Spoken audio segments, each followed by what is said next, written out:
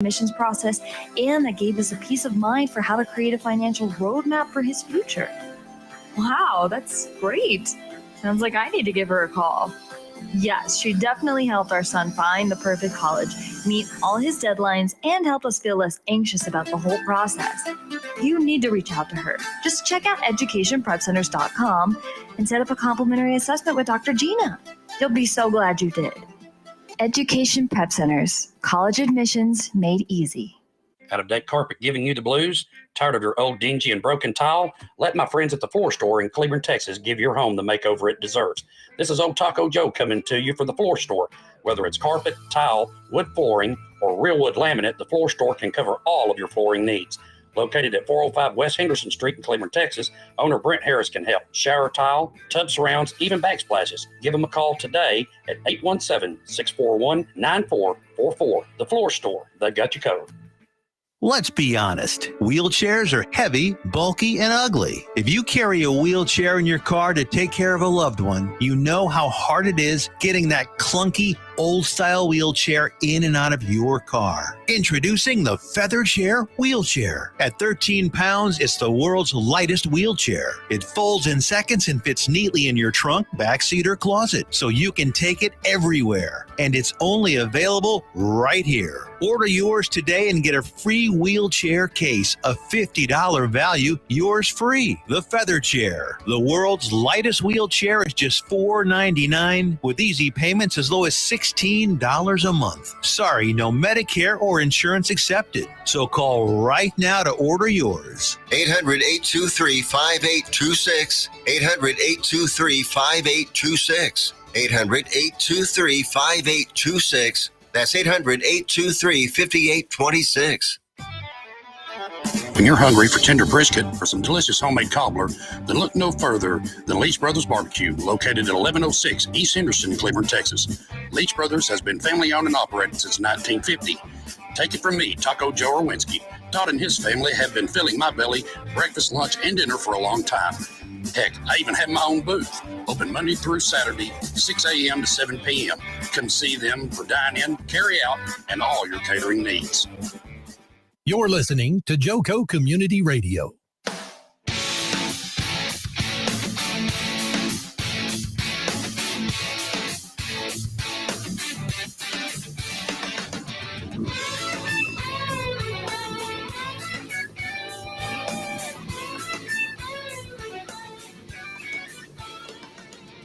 Good morning, good morning, good morning. You guys, welcome to the Jobfather, guys. Jobseeker Network Radio. We're streaming radio all over the country. We are podcasting. I see Trey. I see Dana. This is good. You know, let me straighten up my camera here. Guys, thank you to Joco Community Radio, because Tiffany Carlin Hurd allows us to be here, and we love Tiffany, and she is the brains of the outfit outside of Dana. Dana's a pretty good brain, too. I want to introduce you guys to Dana Gingrich. Hi, everybody. Welcome. She's the better half of the job. No, I don't know about that. Equal half. Dana's been a recruiter for a long time, guys, and she was with Caris Life Sciences, and now she's with Galderma. And a lot of folks are familiar with both of those companies, actually. Yeah. So Dana and I have colorful commentary from years of recruiting. Yes, that is true, Foster. I love it. Let me see who's with us. I see Meg Rose Caterio. Hey, Meg. The infamous Mez.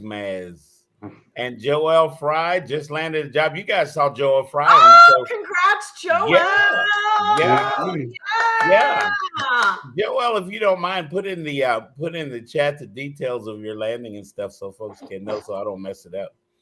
And good morning, Matt. Yeah, this is wonderful. So, guys, today we've got James Miller, who is having some technical difficulties. He's trying to tag in with us, but the technology is not cooperating. It's not doing the right thing. I don't know what's going on. Hey, it's technology, right? It's just part of the game. It is. Happy Friday, guys. We're starting another weekend. It's a good Yes. weekend. Oh, my goodness. Happy Friday. Yeah, absolutely. Yeah.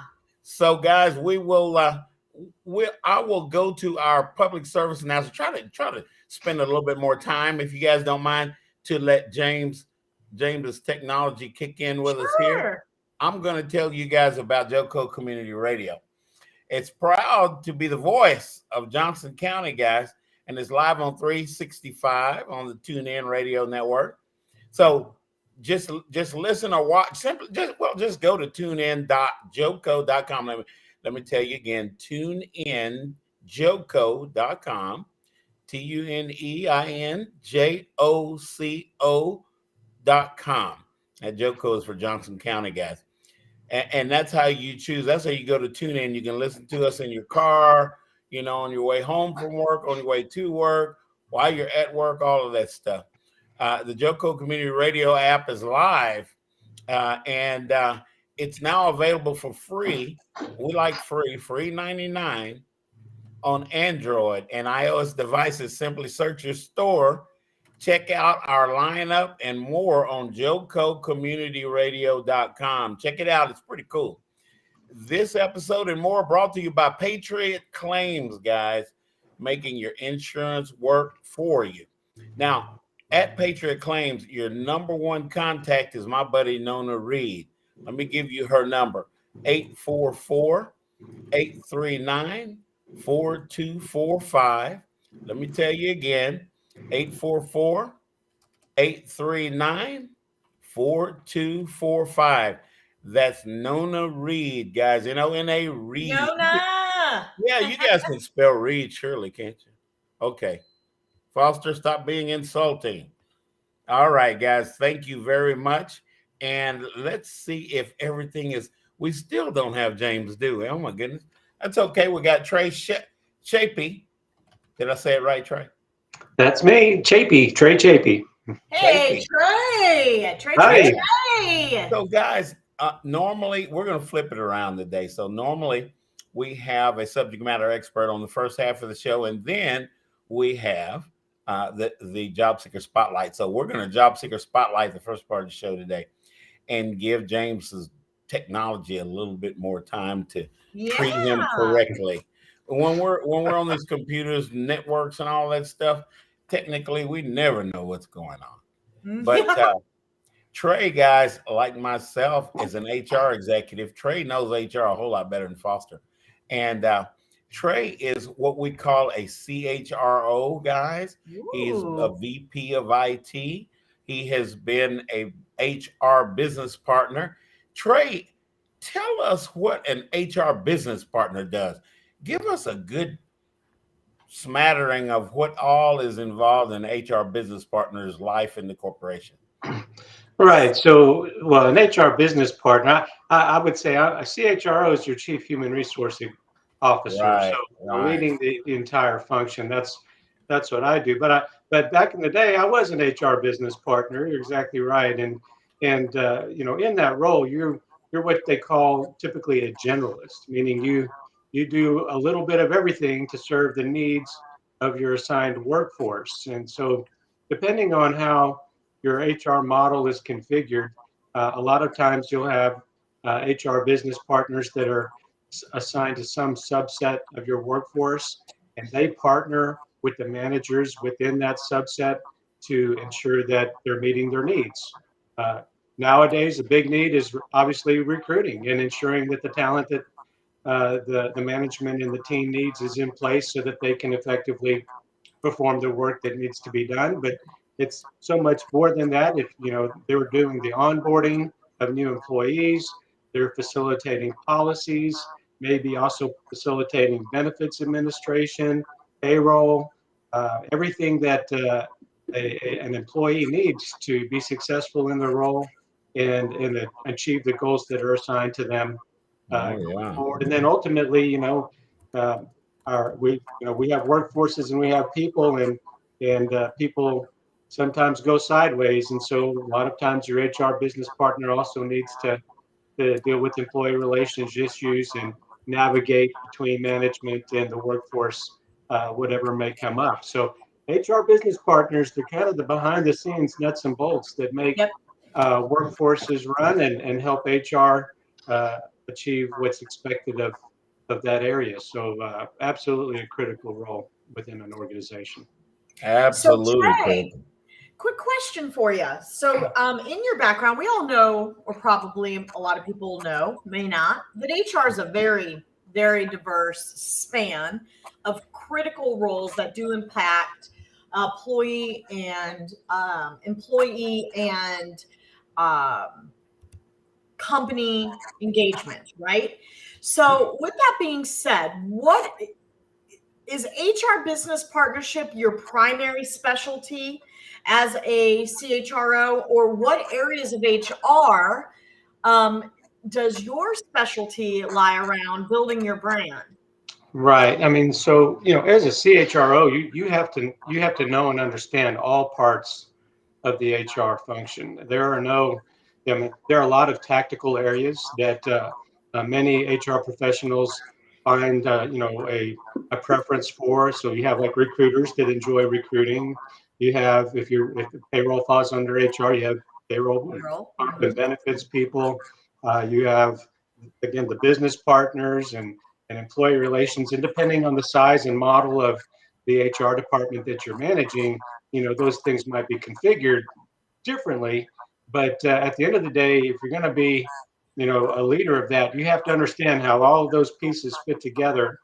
And your job is to put that puzzle together in a way that really creates a model for the workforce to be successful. And I've been in a lot of industries and different types of companies, all sizes and shapes and what have you.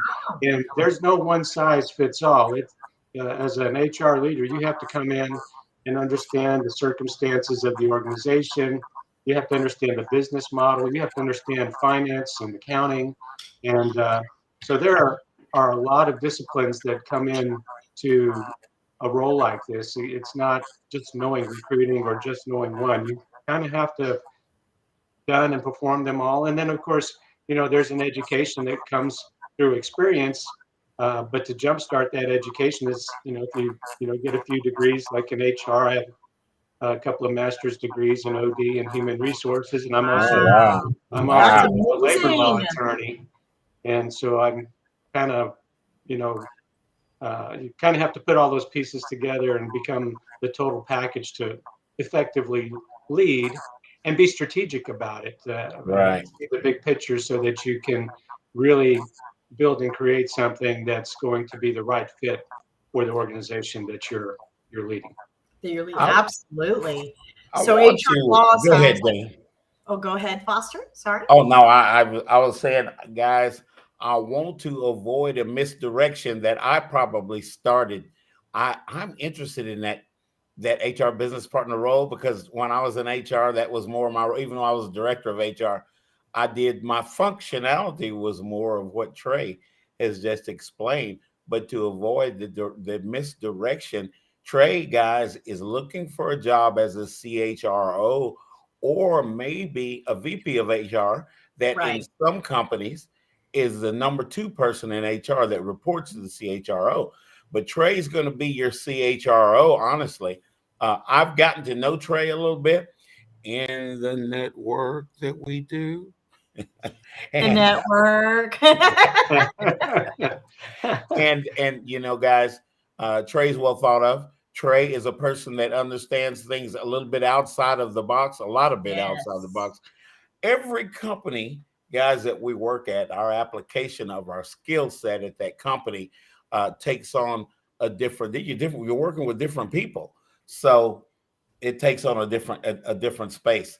And Trey is one of those people that can come into your companies, guys, figure out what directions you guys need to go according to what the C-level group, which he will be a part of, that will the directions that you're going in, and Trey will set up HR to be a functionality to help you support what you're trying to do. So I just wanted to make that clear. We have a CHRO with us today. Our focus is the executive job search anyway. So that's why we selected Trey to be with us today because he's the top dude in HR. That's right. You companies looking for a top eight. I know 3 companies that should be with us right now. I invited that have CHRO that they're looking for someone at that level. So, guys, there is Trey. Now, Trey, tell us what the CHRO job skill set looks like. Yes. Right. So I think a moment ago, I kind of described more of the tactical functions, an HR business partner and those things. But the CHRO is the one that takes all of those pieces and again puts them together in a way that optimizes their effectiveness for the organization. And a lot of that is, not just coming in and dictating what needs to be done. It's coming in and understanding the organization, understanding from the leadership what their needs are, but then also understanding from the workforce, from the employees at the grassroots level, what their expectations are for the organization. Today, it's absolutely crucial that you create an engaged culture for your workforce to be a part of. With the war for talent that we have going on, you can't afford to lose the people you have. So you have to, have those things that they're looking for, that value proposition that they need to stay on and not go looking somewhere else. And then at the same time, create probably another value proposition that attracts and motivates new people to come into the organization. And I'll give you a good example right now that I am fortunate enough to be working right now as a CHRO for a global manufacturing company and being aware of the needs of the diverse workforces that we have within the total workforce and ensuring that each of those groups is satisfied is a busy and important task to maintain the workforce going forward and the company so that it can grow and succeed in its goals.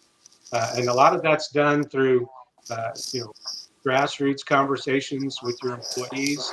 The one thing that you can't afford to do as a CHRO is become out of touch workforce. And I think it's an easy thing to do, especially if you're a large organization. And so you need to make sure that you find ways to keep your fingers on the pulse of your workforce so that you're delivering what they need and not something that they don't need, which then can result in, the loss of the number one resource for your company. Yeah. That's interesting, that spot, because we in HR are always wanting is what we call a seat at the table. Well, you know what? The CHRO's got a seat at the table, y'all. And he better have a seat at that table because we in HR are not the people, we're not the police that stops a company from doing what it is that they're trying to do. We're going to keep it in line so we don't get in trouble, but we're going to be the ones to support talent acquisition and hiring the people into the company to do what we want to do. And we're going to be the voice at that table that is going to help you guys go in the direction that you need to go and give you the perspective give you the HR perspective, help you understand a little bit more of what our world looks like so that if we all understand each other, hey, then we've got some viable communication going on there. What do you feel about that? What do you feel about what I just said? Let me just say something Dana, real go. quick, Foster, if you don't mind me hopping in. No, I love you hopping in. I agree with you. I feel that HR is there to protect and encourage the right kind of growth, the right kind of processes, and foster that environment for an organization that it is a place that people want to work. They want to be there. Right. That's why you want to hire our friend here.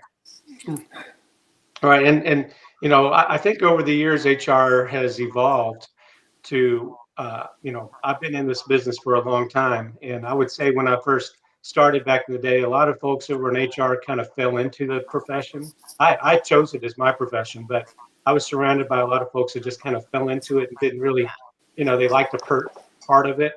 Right. But if you want a seat at the table, you better have the the horsepower to sit there. And, I like that. That's funny, horsepower. but I mean, you know, it's a seat that you earn. And, you know, if you're one of those that just happen to fall into HR and not have a, you know, strategy of how you're going to get to the table, you know, you need to be thinking about having some financial acumen, having some HR is a very legal discipline, so a legal background comes in pretty handy. And then again, bottom line for me is anyone who's really good at HR really cares about people. And you know, that's what's driven me. I love to attract and motivate and develop workforces and then see them be their best every day and succeed in the marketplace. I mean, that's reward in itself for me. And that's what drives me, and that's what makes me happy. And I think most really good HR people feel the same way. They love helping others be their best. And you know, Yeah, we do. all of that We together, actually then do. that gets you a seat at the table.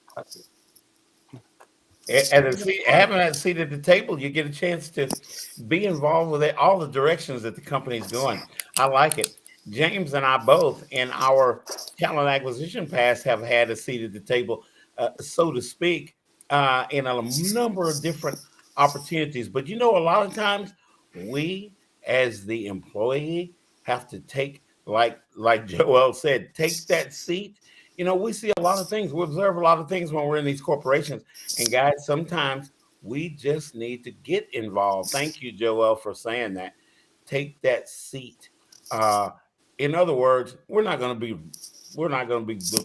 take the seat in the wrong way, but we're going to contribute and talk to those people that we have. Dana, here's my word: a relationship, guys. Relationship. All right. And we Hey, share that Foster. information that companies need to hear. Go ahead, James. Hey, we Foster, got James. We found James. I found you. I'm actually looking at 3 different laptops. One still is spinning. So I've got a saying, you know, I spent 30 years in the IT business. Yeah. At a little company called IBM. Can I say that? At a little company called IBM? I lived at that company for 8 years. Okay. So I was there for 30. And one of the things that I learned over the years was technology is a great thing as long as it works. And when it doesn't, you can fill in the blank, right? It doesn't, it's not such a good thing. So anyhow, I'm delighted to be here. Foster, I got to tell you, initially, I thought this is the ultimate April Fool's prank that you played on me. You know, I forgot y'all today's April Fool's Day. Seriously, I combed my hair for you and everything, but oh my gosh, you're looking a little slick there, buddy. Yeah, I'm just telling you, I got all dressed up and I thought, man, today's April Fool's. He finally got me. So he got you. He got me. So don't want to take us off track at all. But one of the things that I heard just when I did join in, you know, in the HR role, whether it's, you know, as a CHRO, and I've worked with many of them as their executive coach over the years. Yeah, and hired a bunch of them too. As well, and helped a lot of them get hired as well. One of the things that always comes up is that you should have a head for business and a heart for people. Now, I like it. Yeah. As an heart for people. Yeah. Let me see if I can get mine going there. Yeah, can you get your head, you get your little thing going there? But that really is key, because if you don't have that, you're nothing more than just, you know, another, you know, extended, you know, part of the leadership team that's just making business decisions. A lot of cases that are just based on numbers. Right, yeah. And I always, boy, I'm going to sound really funny when I say this, but Foster's known me for a long time, so I'm just going to go ahead and say it. Go ahead and put it out there, buddy. I'm just going to go ahead and put it out there that, you know, the role of HR is to find that balance, right? And when we talk about HR, it took me a long time to get comfortable with that whole notion of humans as a resource. And that's the kind of controversial thing, right? I know we just kind of come up with titles, but it's really all about meeting people where they are, right? From whatever level that they are. I personally, in my own coaching practice, have worked with people everywhere from the Brady sand pit, and there really is a sand pit that makes golf course sand in Brady, Texas, all the way up to the C-suite of companies like ExxonMobil, UPS, Hillwood, you name it. And what I find the consistent thread there is these people that have leadership roles in HR, they've got to have that combination of a love for business, but also a love for people. And those are the ones that are the most successful. Right. I think in business, Trey, the people I that would love say that people are Trey's most okay. successful. Absolutely. I would say also one of the tricks, if you're like we were talking about the seat at the table, is you're kind of in that role, that CHRO role. You're the one that keeps that balance that you were just speaking of there with the rest of the executive team. That's right. To ensure that they, if we've decided we're going to be this type of culture and this kind of workplace, and we want to, be all these things to keep the, the eyes on the prize and exhibit the type of leadership that you need to exhibit daily to ensure that those things happen, because the rest of your workforce is looking. And if you don't exhibit the things that you say you are, then, that it's, as a CHRO, you're there to coach the executive team and make sure that they do exactly what you intend to do. So it's and of course everybody's different. So that's another hat that you wear is executive coach, the behind the scenes, help your leaders be the leaders that the company needs them to be. And James is that. We flipped around, James. We normally would have you being the subject matter expert the first part of the show, but the Jobseeker Spotlight today is the first part of the show, and that's okay. And that is, and I want you guys to connect. James, Trey is someone that you definitely want to network with. Absolutely. And James, we're going to be talking about a whole lot of stuff here in the second part of the show. And I'm glad you're here, Trey, because we'll be able to all comment in on it. And Trey is a CHRO, James, and he of course, is looking for that next opportunity. And James and I both have huge networks, and we talk to people all the time. James is a coach, and a lot of people come to him for advice. It's companies, it's job seekers, all sorts of things. So James will be like me. There's probably a couple of people that, he's better looking than I am, but his wife would agree with that. I got a little more hair than you do, maybe. But that's about it. Hair than I do. You always have a youngster, man. I tell you. But James is one of those people that will probably have a couple of folks that he'll want to introduce you to as well. So that's the way this network works. You guys knew that I was going to say something about networking, right? Right. I want you guys to know someone else. There is a lady that is a supporter of this program. Her name is Meg Rose Quiterio. Guys, she's from Rhode Island, but she's not a little person. She's big time. She got a big network, and we call her Mez. You guys see Mez in the chat, but it is MEG capital ROSC. Put it together, and that last name is Quiterio. Okay, Meg Rose, I'm gonna try this. Queterio.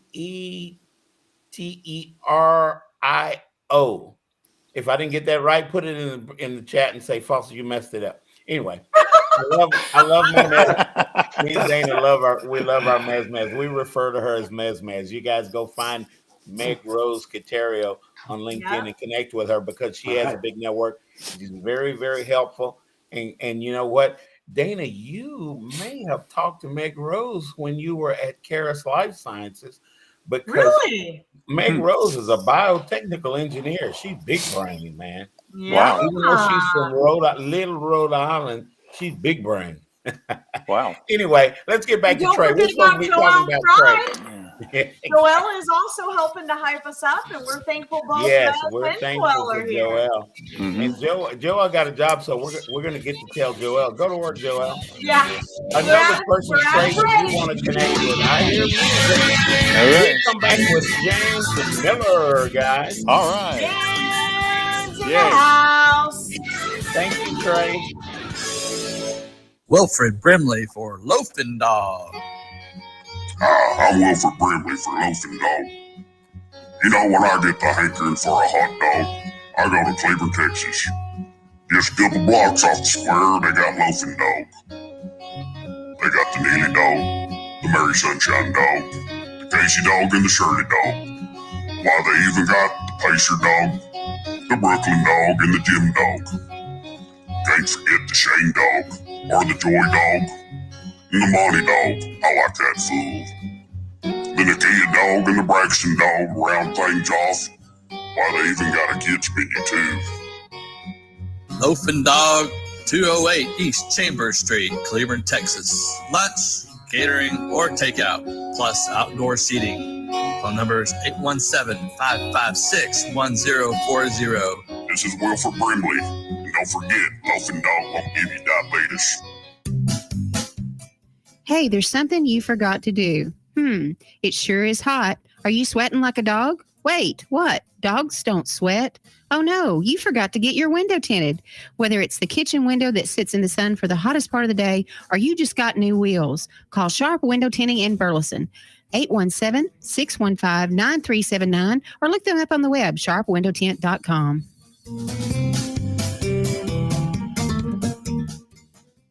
Fast Track Student Loans can get your student loans out of default, stop any wage garnishments, stop collection calls, and stop seizure of your tax refund. Give yourself a break. Stop the stress and get your student loan payments down to as little as $25 a month based on what you can afford to pay. 800-709-4395, 800-709-4395, 800-709-4395, 800-709-4395.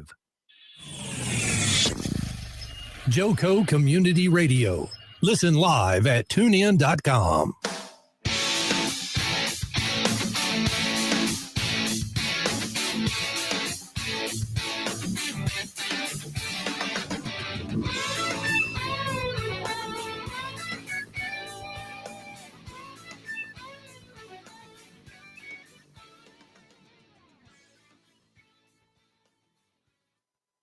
Mic is muted, but I am talking anyway, aren't I? Guys, my mic was muted. That's my fault. I apologize for that. We can hear you, Foster. I don't think our videos are working now. The videos aren't working. The audio's working. Then we will Yeah, go with that. audio seems to be working. Yeah. Yeah, guys, you know what? There we go. Oh, there's video. Cool. I'm going to introduce James Miller, but before I do, myself, Mez, and James Miller, we are all prayer partners, and I forgot to open us up with prayer, and I ain't going to forget that one. So, guys, if you bow with me real quick before we start talking to James, because James is going to talk to you guys in a way that you will understand if you are a prayer person. So, Father God, we thank you for this show. The show is here. You continue to open the doors for us to get good information to job seekers, to serve those folks as they are in you ordained working on us. And we thank you for that, Father. And we thank you for the opportunities we have in life as we grow and learn what it is that you put us on this earth to do. And we thank you in Jesus' name. Amen. Amen. All right, guys, there is a guy named James Miller. His last name is Miller. You know, are you guys Millers? Everybody's not a Miller. But guys, James, as he said earlier, years and years, I think 30 years or so at IBM. Yep, 30 years. Familiar with a little company named IBM? I think they got a location in Dallas, maybe one overseas too. I don't know. But they're kind of around the James corner. and I spent a little time at, had fun. After IBM, James worked for Right Management. Guys, James has had his he has had his foot, God has blessed him to have his foot in outplacement.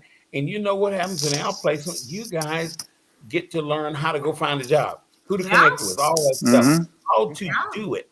And so James, like myself, we teach you guys what it's like and what is the thought pattern on the other side of the fence. Because we got to interview with people like Trey Tschoepe, and oh my goodness, you know, how does all that go? So James is your man, 50 grand.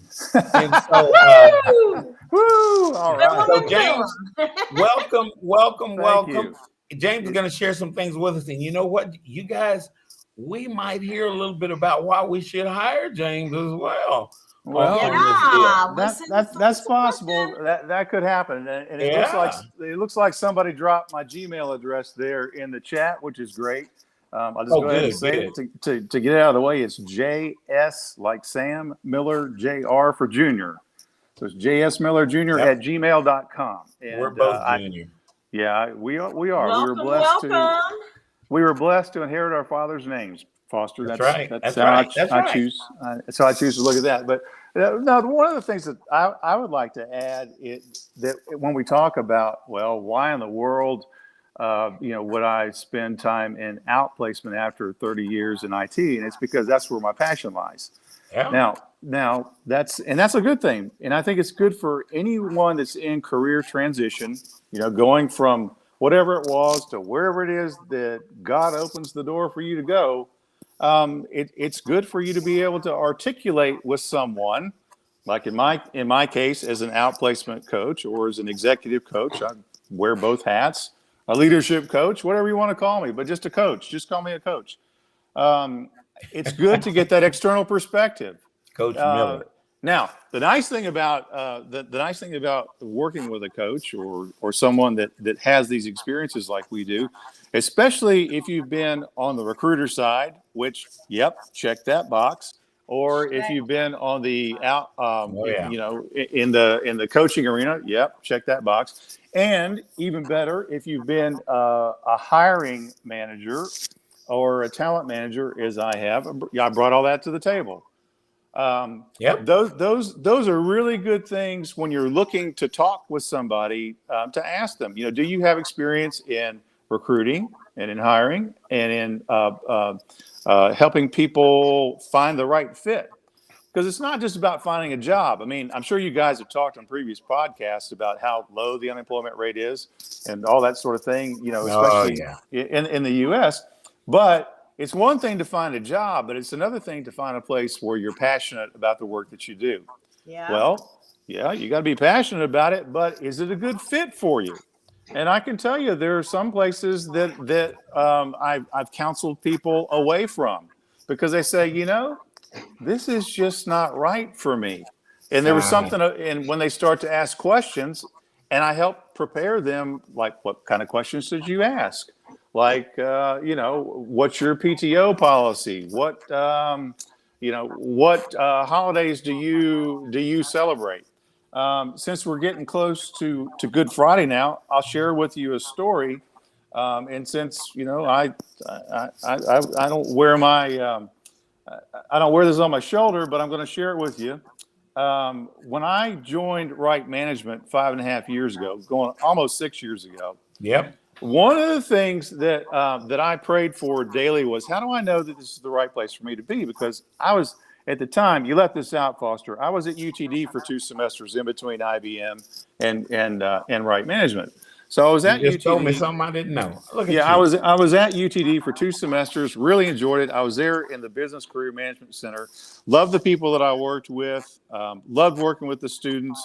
But there was something that was missing. So as I was interviewing with Right Management, one of the things that I prayed for was, God, give me a sign. Yeah. And I didn't know what that sign was going to be, but I just said, God, give me a sign. So as I was going through the interview process, when the offer was verbally extended to me, and we did this in person, the gentleman that was the managing partner on the other side of the table said, now, let me tell you about the benefits and the this and the that. And I was writing all this down. He says, we take a holiday that not every business takes. We're closed for. And I looked at him sort of puzzled, and I thought, well, you're going to tell me what that is? And he said, we close the office in observance of Good Friday. God opened the door right there and said, this is where you're supposed to be. Yeah, exactly. Yeah. Nice. So I got my answer. And I love that story because I think what it tells us is we just need to be open for whatever is presented to us. And then as it's presented to us, we need to use discernment in our brains and all that stuff that is given to us to make an informed decision of, is this the right place for me? And is this a place that I can thrive? Is this a place that I will find fulfillment? We hear that word a lot. What's fulfillment? Fulfillment. That's different for everybody. But one of the things during the pandemic, and this may be true for others that are listening to or watching this as well. One of the things that I learned is I'm not real good at working from home. I get real antsy. I have to be around people. Well, that's because I've spent 40 years of my career around people, and that's right. We've had to adapt to this virtual environment that we're in. I understand that, but you learn things about yourself that, hey, I can learn a new skill because I just dropped my phone there. Yeah, you need to I need to work on that skill, don't I?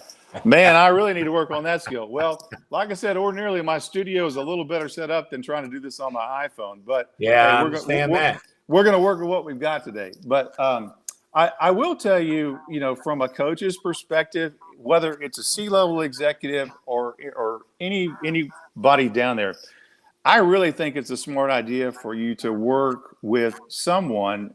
And it could be a coach, it could be a consultant, it could be a career transition person, just to have a different perspective. Yeah. Just to have that perspective of, okay, let's take a look at what's really important to you. How are you partnering with other people and other organizations? How are you with relationship building? This needs to be said as well. There are a number of assessments out there that people like myself can help you with if you don't know what that is. Yeah. Now, that's a whole different world and conversation about assessments, but there's some really good ones out there now that you may not have even heard about that a professional can help you with. One that I like is the Hogan Assessment. And I don't know if you've talked about that before or not. But what's the Hogan Assessment? Yeah. Well, Dr. Hogan is a gentleman.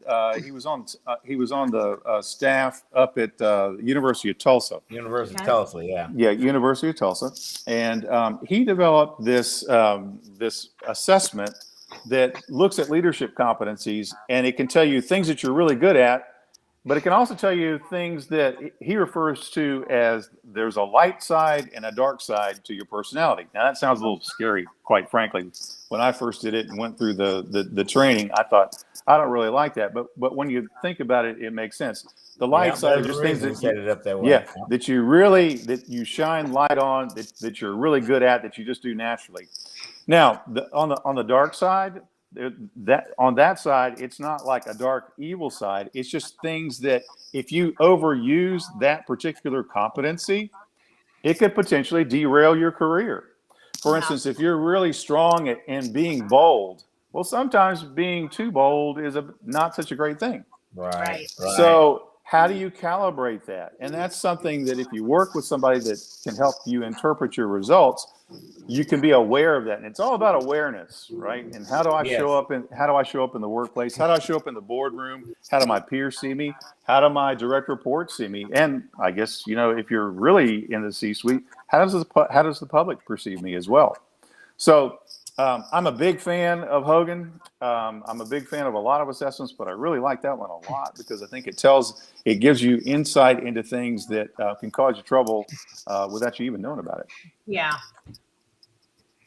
So there's a lot of places you can go when you get these assessments, guys. You talk to folks like me and James. We can talk about each individual thing that you have that show up on your profile and of your interest and passion towards those things.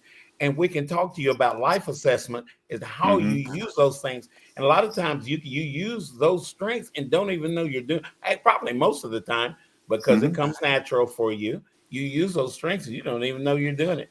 My buddy Nez has got a couple of hundred of those strengths. I think it's also important to note with assessments is that you can get, it's a double-edged sword. On one hand, it can be very revealing and helpful to you, but if it's not administered by someone who's been certified to deliver the instrument, not all instruments are created equal. It's true. A lot of them are just the flavor of the month, and they're not valid and reliable instruments. Haven't been tested and validated for a lot of different things, and depending on the purpose and use of the assessment, you need to be aware of the pitfalls that come your way as well. Yeah. Very good What point. Very good point. Yeah, that's a very good point. And I would add to that, there's some that are out there that I would view as a professional in this industry. I would tell you that the Hogan Assessment has global norms now. Yeah. And that's something very good. that's very important to look at. Have they been normalized globally? And of course, the good old Myers-Briggs, we can't go without mentioning Myers-Briggs, is a great assessment to talk about what your preferences are. But it's a terrible thing to do, to do assessments to determine, succession planning and that sort of thing. But right, if it's used in the right way and it's interpreted by the person that's helping you do the interpretation correctly, it can be a great tool as well. James, we got a good question. Go. Can an individual get access to the Hogan Assessment without going through an employer? I think that answer is yes, but I'm going to let you answer that. Well, the answer is yes. You'd want to go through, the way to do it would be to go through a person that is certified in Hogan. You can reach out to Hogan and they can give you a list of people in your area or a particular coach that you're looking for. I'm certified in it. That's a little gratuitous plug there for me. I started to say I know somebody that's certified. Okay, yeah, I'm kind of certified in that. Yes, I am certified in that one. So if you're interested in it, you can reach out to me and we can talk about how we go about doing that. I also have other coaches in my network, my personal network. Let's take this back to networking, that are certified and very good interpreters of that as well. One of the cool things about it is, with a person's permission, we could pull in a couple of coaches and say, hey, this is how I would, interpret this. Right. What do you think? So it's kind of like going to a doctor and getting a second opinion. So that's for anyone that's certified in Hogan. We have that ability to go to other experts as well, and ask for their perspective through the Hogan Assessment Organization. James, tell us how to how do we connect with reach you. you? You can reach me. You can reach me at jsmillerjr@gmail.com. jsmillerjr@gmail.com. That's you heard it. it here first. There it is, right there. That's where you hear it, guys. And same way you can reach me through LinkedIn, and I welcome any connections. I don't post as a lion, a LinkedIn open networker. But I would be glad, just because we've had this time of camaraderie today, I'd be glad to have you join my network. I think it's a good idea to join James' network. I've been in James's network for a long time. Man, we don't really need to talk about how long it's really been, Foster. No, we'll leave that number alone. We're going to leave the numbers out. That's a tricky slope right there. Joel, I know you have a job, but please connect with James on LinkedIn if you will. That is a connection that I wanted to make way back a couple of days ago when you were in job search. Yeah, exactly. There it is again, JS Miller @junior@gmail.com. Yeah, he's junior. He's not the big guy. He's the junior. Yeah. Big shoes James to follow. Carry that moniker. We're real proud of that. I'm very proud of that. Awesome dads, and it's just that's the way it is. That's the way God blessed us. I had an awesome dad. I have an awesome dad too. Good. You do have an awesome dad. We talk about your dad all the time. Yeah, he used to drag race professionally. That's one thing I love. Yeah. So that's James, really cool. Yes. So if I'm a Trey Tschoepe, am I pronouncing that? Yeah, you got it, Trey Tschoepe. Trey Tschoepe. I am a CHRO, which he is. I'm not. I'm projecting now. But you're a chief foster officer. I'm a chief foster officer. Absolutely. The Jobfather official. So I'm a Trey Tschoepe, and I just entered the workforce. I just started this networking thing. What are some of the first things that I crossed your path and you're the coach, and what would you have me do as Trey Tschoepe? Okay. One of the very first things that I would tell Trey Tschoepe to do is to take a look at your LinkedIn network. We'd start there. We start simple. I sort of liken this to it's like you're building a new house from the ground up. You got to get the foundation done right first, correctly. one of the tricks of the trade that I've learned along the way is to look who's in your network at either a target company or the type of work that you like to do. Now, there's a great little hidden corner it's not hidden, it's right there in front of us. Sometimes the best place to hide is right in front of you because it's also obvious. That's the truth. Yeah, but it's in LinkedIn groups. Okay. And that's often frequently overlooked by people that are in career transition. And what I recommend that you do is you go into LinkedIn groups and you join every HR executive group that you possibly can find. Doesn't matter where they are, doesn't matter if they have 10 people or, 1 million people.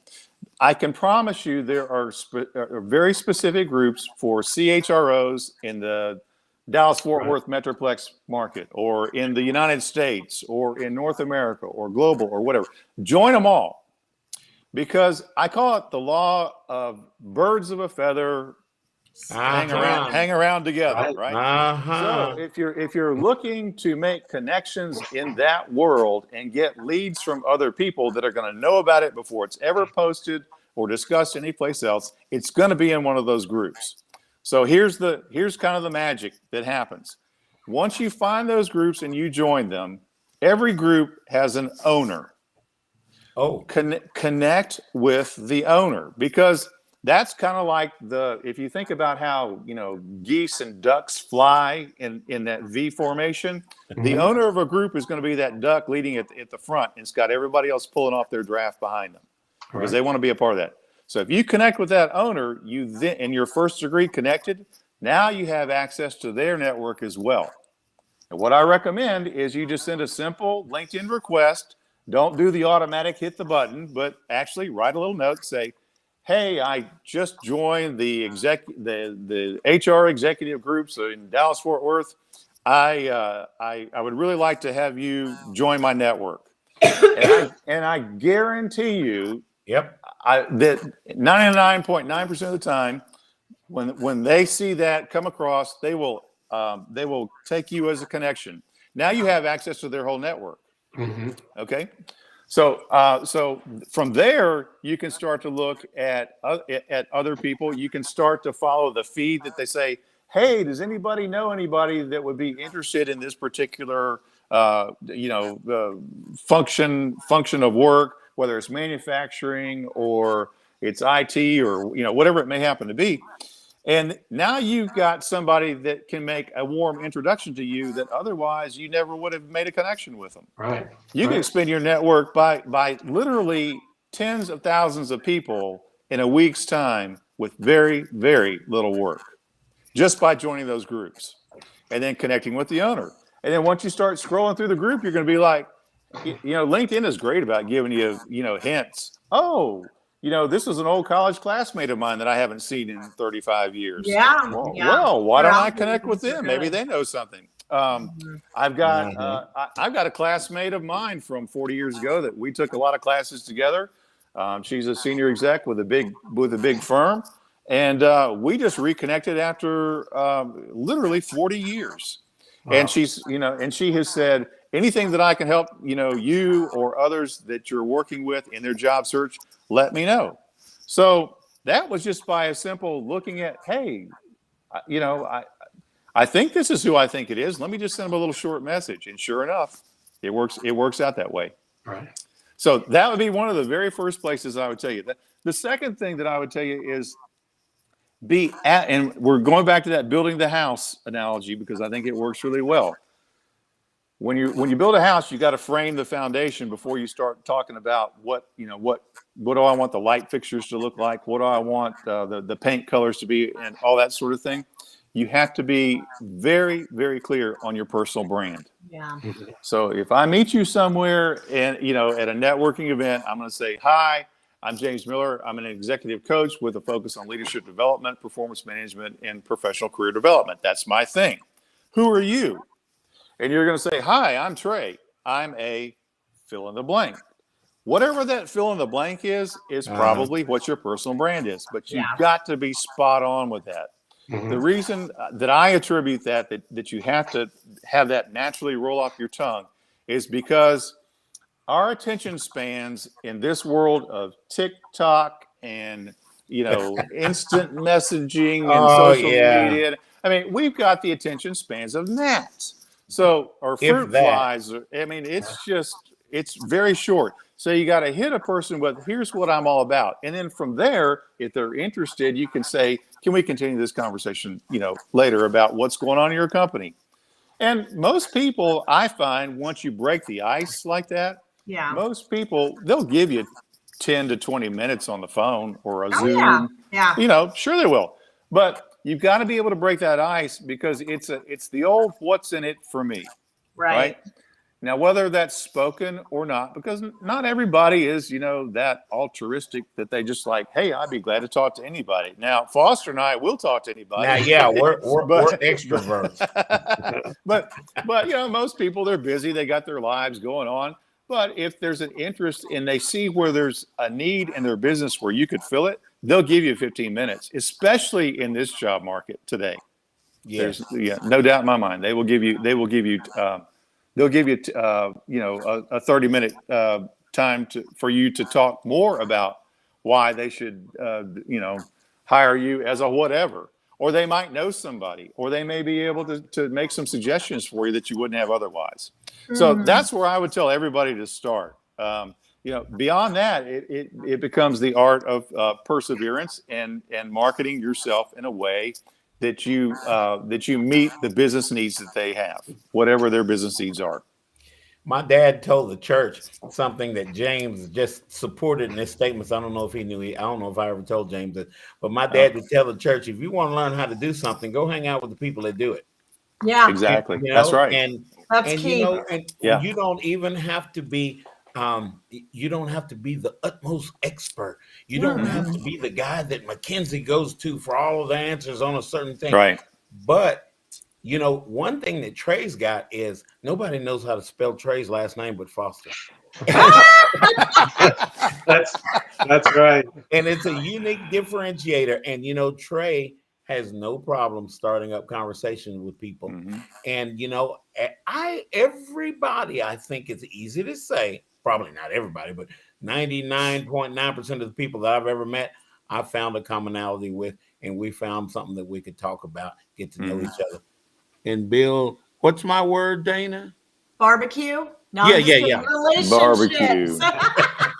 I would have said barbecue also, Dana. For whatever it's worth. I reframed it. Really? Yeah, you think barbecue. When you look at my body, you think of barbecue. You say your roasted chicken? Roasted chicken. That's what you and I had, wasn't it? Yeah. I love it. And I love what James is saying, guys. It's the absolute truth. We overthink job search. We overthink life a lot of times. It comes really, really simple if we give it an opportunity. Because I am from McGregor. Hey, McGregor Bulldogs out there listening. Go Dogs. Go Dogs. And I'm from McGregor, Texas. And we're a small place. And we're wrapping up. Do I hear music? Guys, get out there and network. Hire Trey Tschoepe. Thanks so much for having me today. I'm Thank so you, grateful. Thank you, James. You bet. Thank you for having me. Thanks for having me.